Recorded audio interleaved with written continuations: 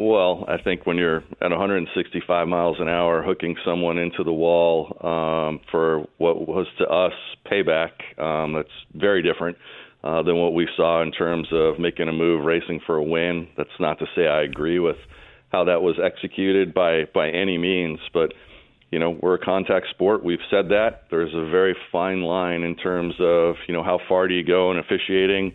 Pete, I heard you talk about short tracks. Maybe you didn't talk to the folks at Bowman Gray.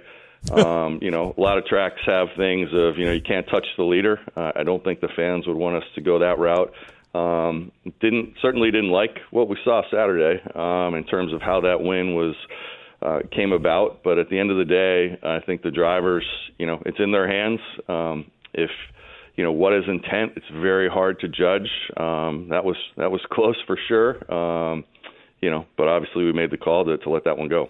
All right, to your point, Steve, I did not talk to someone from Bowman Gray, so you're right about that. So you used the term payback. What happens going forward? You heard a lot of strong words from some drivers, including the guy that was on the business end there of what Ty Gibbs did. How will you look at that on Saturday in the championship race at Phoenix?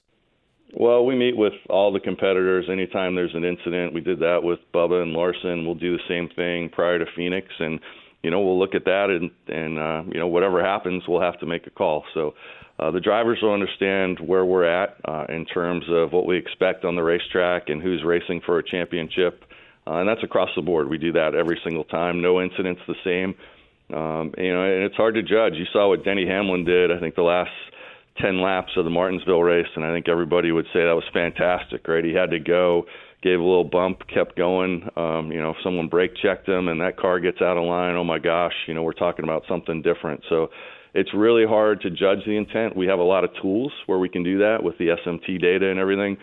I think we all saw what we saw Saturday. Especially I think it's heightened because of teammates and the situation. And I think you got to take that into consideration as well.